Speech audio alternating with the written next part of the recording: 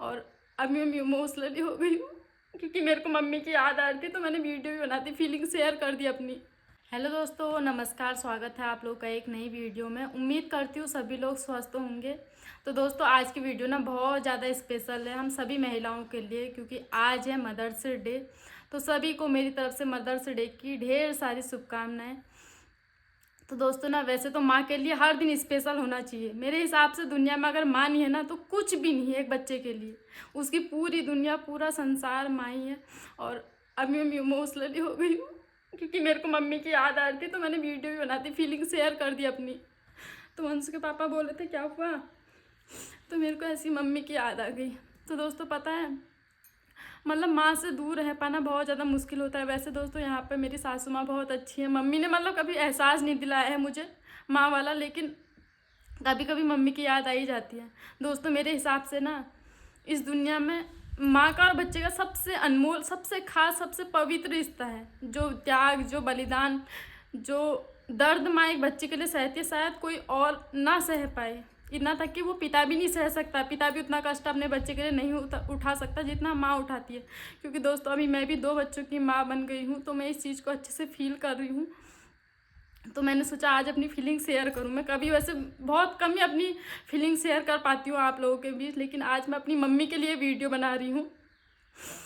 तो दोस्तों मम्मी को यहाँ पर, तो हमने मम्मी को सुबह विश कर दिया था। और मम्मी की याद मुझे इसलिए भी आ रही है ना, 4 महीने हो गए मैं अपने मायके नहीं गई हूँ, और अब पता नहीं कब जाऊंगी। दोस्तों एक तो होता है मायके नहीं जाती ना, और लड़कियां कोई बात नहीं, उनकी बात होते रहती है तो उनको फील नहीं होता कि अपनी माँ से दूर है।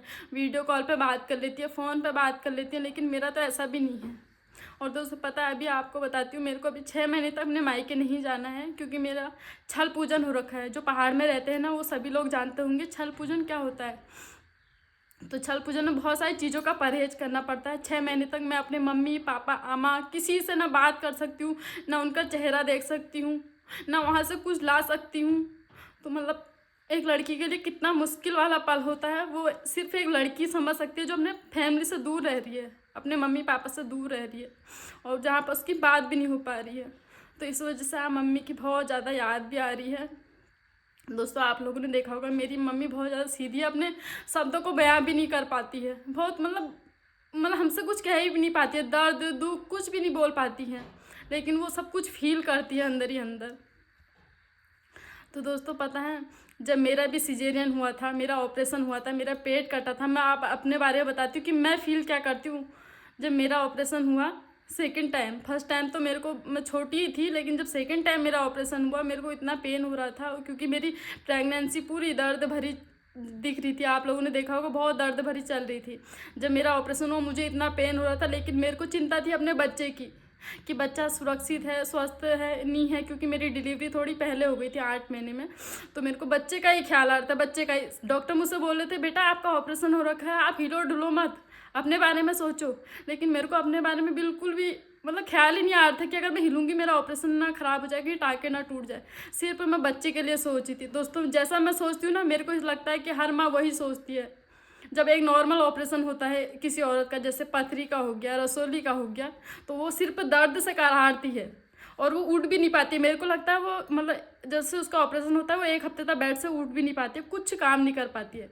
वहीं पर जब एक माँ बनती है, माँ से मतलब माँ का ऑपरेशन होता है, उसका सिजेरियन हुआ रहता है बच्चे से, तो वो उसी समय उठती है, अपने बच्चे को देखती है, बच्चा स्वस्थ है नहीं है, उसकी पूरी केयर करने लग जाती है अपना दर्द भूल के। तो दोस्तों ऐसा कोई और इंसान कर सकता है किसी के लिए? तो मेरे को लगता है कोई नहीं कर सकता है। तो इस दुनिया में माँ है तो सब कुछ है बच्चे के लिए। तो हर जगह मतलब हम लोग तो वो चीज़ फील करते हैं, कहीं से आना, सबसे पहले मम्मी को ढूंढना, मम्मी छोटी छोटी बातों में जिद पूरी करना, पापा से डांट में बचाना, तो सिर्फ ये माँ कर सकती है दोस्तों। तो इस वजह से आज बहुत ज़्यादा मिस कर रही हूँ मम्मी को, आमा को। दोस्तों मेरी आमा ने भी ना हमको सिर्फ मम्मी जैसा प्यार दिया है। आप लोगों ने देखा होगा, मेरी मम्मी बहुत सीधी सादी है, उसको उतनी समझ नहीं है, उतनी नॉलेज नहीं है, क्योंकि मेरी मम्मी की जो मम्मी थी वो मम्मी ने नहीं देखी। उसके होने के 1-2 महीने बाद ही मेरी नानी यानी एक्सपायर हो गई। तो होता है जहाँ पर माँ होती है बहुत कुछ सिखाती है अपने बच्चे को, तो उस तरह से मम्मी नहीं सीख पाई। मम्मी उसी सीधेपन से रही अपने मायके में। लेकिन ससुराल में जो भी हम, आमा अच्छी है मेरी, तो मतलब आमा ने एहसास नहीं होने दिया कभी मम्मी को कि वो उसकी सास है, सिर्फ माँ की तरह ट्रीट किया। और दोस्तों हमारी परवरिश ना, हमारा पालना, मतलब कैसे बच्चे को नहलाते हैं, कैसे बच्चे को खिलाते हैं, ये सब आमा ने किया है। तो आमा ने भी सिर्फ माँ जैसा प्यार दिया है हमको। तो आज अपनी आमा को भी बहुत ज़्यादा मिस कर रही हूँ, मम्मी को भी मिस कर रही हूँ। तो दोस्तों अब मैं अपने दर्द, जब जब मेरे अंदर कुछ होता है ना, मेरे आंखों से आंसू आते हैं। आप लोगों ने देखा होगा, मेरी पिछली वीडियो को देखना, मायके वाली, उसमें आप लोगों को बहुत सारे लोग हमसे नए नए जुड़ गए हैं। इस बीच मैंने बहुत सारी वीडियोज भी नहीं बना रखी हैं, तो आप लोग मेरी पिछली वीडियो को देखना, मायके वाली वीडियो को, तो आप लोगों को सच में फील होगा कि जो मेरे इमोशन, मेरा दर्द है, ये सच में है या नहीं है। तो दोस्तों अभी भी हमारा वंशु 5 साल का हो गया है ना, मैं उसको मतलब फील ही नहीं होता कि 5 साल का हो गया, छोटा बच्चा ही लगता है। उसको खुद से खिलाना अच्छा लगता है, उसको खुद से नहलाना। वो बोलता है मम्मी मैं बड़ा हो गया हूँ, मैं नहा लूँगा। लेकिन दोस्तों सच में बच्चे कितने ही बड़े हो जाए ना, माँ के लिए वो हमेशा छोटे ही रहते हैं, बच्चे ही रहते हैं। एक माँ जब बच्चे को जन्म देती है 9 महीने तक कितना कष्ट सहती है पेट के अंदर, बहुत सारा उसको दिक्कतें होती है, इतना बड़ा पेट होता है, उसके बावजूद तो सारे घर की जिम्मेदारियाँ खुशी से निभाती है। क्यों? उसको बच्चे के आने की खुशी का एहसास होता है। उसके बाद से उसका सिजेरियन हो या नॉर्मल डिलीवरी हो, दोनों में बहुत ज़्यादा दर्द सहती है वो। उसके बाद से बच्चे की परवरिश करती है कि मेरा बच्चा इंतज़ार करती, मेरा बच्चा कब हंसेगा, कभी चलना सीखेगा, कभी खाना खाएगा, कभी स्कूल जाएगा, कब इसकी शादी होगी, कब ये जॉब करेगा, कब इसके बच्चे होंगे। तो माँ ना पूरी ज़िंदगी अपने बच्चों के, मतलब बच्चों के लिए सोचने में ही निकाल देती है। वो अपने बारे में सोचती नहीं है, अपने दर्द, अपने दुख, अपनी पीड़ा। यहाँ तक कि दोस्तों ना, जब बच्चा होता है ना, माँ अपने सपने भी पूरे त्याग देती है। एक अनमेरिड लाइफ ना लड़की की और मैरिड लाइफ में बहुत अंतर होता है, बहुत ज़्यादा। जहाँ से उसकी शादी होती है, बच्चे होते हैं, फिर वो अपने बारे में मेरे हिसाब से लगता है मुझे सोचती ही नहीं है। वो सिर्फ अपने बच्चे के लिए सोचती है। वो सोचती है मैं अगर अच्छे कपड़े नहीं पहनूंगी कोई बात नहीं, मेरा बच्चा अच्छे कपड़े पहने, मेरा बच्चा अच्छी परवरिश में पले, वो अच्छे स्कूल में जाए, उसकी अच्छी जॉब लगे। तो शायद ही बहुत सारी औरतें अपने इसी वजह से सपने को मार देती हैं शादी के बाद जब बच्चा होता है। और बहुत सारी औरतें बच्चों के लिए तड़पती भी हैं। दोस्तों सच में ये भी बहुत बड़ा दुख है एक महिला के लिए कि उसका बच्चा नहीं हो पाता। तो भगवान से आज के दिन यही प्रार्थना करती हूँ, हर औरत को माँ बनने का सुख मिले इस दुनिया में। क्योंकि जो माँ बनने का एहसास है ना, वो किसी रिश्ते में नहीं है, किसी, यहाँ तक कि जो करीबी रिश्ता है ना उसमें भी नहीं है। रिश्ते में तो बहुत प्यार होता है और रिश्तों में भी प्यार होता है, लेकिन माँ जैसा प्यार इस दुनिया में कहीं दूसरी जगह और है ही नहीं, कोई दूसरा कर ही नहीं सकता। तो दोस्तों एक लाइक कर देना माँ के लिए और कमेंट कर देना I miss you mummy, happy mother's day, यही बोलती हूँ। और दोस्तों यहाँ पर सासू माँ भी मेरी बहुत ज़्यादा अच्छी हैं, वो भी मुझे बहुत ज़्यादा सपोर्ट करती हैं। उन्होंने भी मुझे मम्मी जैसा काम सिखाया है, हर चीज़ में मम्मी की तरह ट्रीट करते हैं मुझे। दोस्तों एक माँ बहुत कुछ सिखाती है अपने बच्चों को, तो सेम यहाँ पर मम्मी ने मुझे सिखाया है। लेकिन फिर भी मम्मी की याद आ गई। और दिनों तो नॉर्मली रहती हूँ, लेकिन मदर्स डे में जब मैंने बहुत सारे स्टेटस चेक किए, सब अपनी मम्मी के लिए लिख रहे हैं, मम्मी के लिए बोल रहे हैं, तो अचानक मुझे भी मम्मी की याद आ गई। तो मैंने वंशु के पापा से कहा आज की वीडियो मुझे बनाने दो, क्योंकि मेरी बहुत सारी फीलिंग है जो मैं शेयर करना चाहती हूँ। मम्मी से बात तो नहीं कर सकती क्योंकि अभी बहुत टाइम तक मुझे, मतलब 3-4 महीने तक बात नहीं करनी, लेकिन मैं अपनी फीलिंग शेयर कर सकती हूँ आप लोगों के साथ। क्योंकि दोस्तों आप लोग फैमिली हो, हमेशा आप लोगों के साथ मैंने अपनी बातें शेयर की हैं। लेकिन कोशिश करूँगी कि जल्दी मम्मी उनसे बात हो जाए। तो दोस्तों यही थी मेरी आज की वीडियो। मैंने जो अपने मन के विचार थे वो आप लोगों के साथ शेयर कर दिए। बाकी आप लोग हमेशा मेरे मायके वाले को सपोर्ट करते हो, उनके लिए अच्छे अच्छे कमेंट करते हो, अच्छे अच्छे प्रेज करते हो। बस जब इमोशनल होती है ना, मेरी बातें भी फिसल जाती हैं दोस्तों सच में, क्योंकि मेरे दिल में जो होता है ना, मैं सब आपके सामने रखती हूँ। मेरा ऐसा कुछ नहीं है कि मैं सोचूंगी फिर यहाँ माइंड में लाऊंगी बातों को फिर आपके बीच शेयर करूँगी, मेरा ऐसा कभी नहीं है।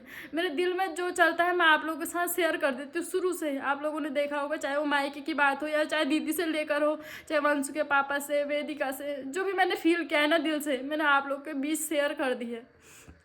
तो आज ही मेरे दिल में जितना कुछ था अपनी मम्मी के लिए, अपनी सासू माँ के लिए, तो सब कुछ मैंने शेयर कर दिया। दोस्तों एक बात और कहना चाहती हूँ मैं, माँ तो परवरिश करती है बच्चों की, बच्चों को अच्छे से लालन पालन करती है, उनको पढ़ाती है लिखाती है, जॉब कर में लगा देती है। लेकिन वहीं पर कुछ लोग ना, कुछ बच्चे माँ का दर्द भूल जाते हैं, बड़े हो जाते हैं ना जब वो, तब वो माँ का दर्द भूल जाते हैं। माँ बाबू से कहने लग जाते हैं तुमने क्या किया हमारे लिए, अपने दम पर हमने सब कुछ जोड़ा है, सब कुछ किया है।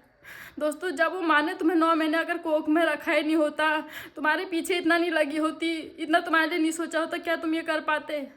तो दोस्तों मैं तो यही कहूँगी, माँ के लिए कभी भी कोई ऐसे अपशब्द ना बोले जिससे माँ के कलेजे को दुख हो, क्योंकि सबसे ज़्यादा दुख माँ को तब होता है जब उसका बच्चा उसके विपरीत कुछ बात बोलता है, अपोजिट कुछ बात बोलता है, तब सबसे दुख होता है माँ को। वो अपना शारीरिक कष्ट भी झेल सकती है, लेकिन बच्चे के जो उल्टे शब्द होते हैं ना, उनको नहीं झेल सकती। तो कभी भी माँ के लिए अपशब्द ना बोले, माँ की इज्जत करें, माँ की केयर करें, क्योंकि जब माँ हमारे पास है ना तो हम सब कुछ माँ के लिए कर सकते हैं, लेकिन जब माँ दूर होती है तो उसके लिए चाह कर भी कुछ नहीं कर सकते।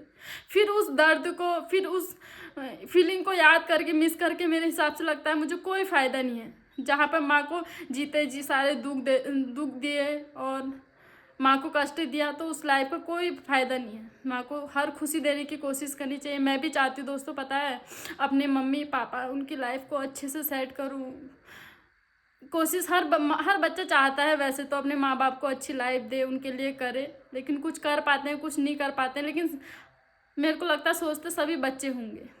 तो भगवान करे कि दोस्तों एक दिन मेरे मम्मी पापा भी अच्छी लाइफ जिए। अभी तो उन्होंने बहुत कष्टदायक लाइफ जी है। लाइफ क्या होती है ना, उनको ये तक पता नहीं है। दोस्तों सच में जब मैं भी अपने मायके में थी ना, तब मेरे को भी कुछ पता नहीं था। जब मेरी शादी हुई है, मैं ससुराल में आई हूँ, तब मैं भी यहाँ पर बहुत सारी नई नई चीज़ें देख रही हूँ। यहाँ पर गाड़ी देख रही हूँ, घूमना क्या होता है, मॉल क्या होते हैं, बाज़ार क्या होता है, शॉपिंग क्या होती है, ये सारी चीज़ें मैंने अपने ससुराल में आके देखी है। तो दोस्तों मैं तो बहुत ज़्यादा लकी हूँ कि मुझे अच्छा ससुराल मिला, तो मैंने ये सारी चीज़ें देख ली।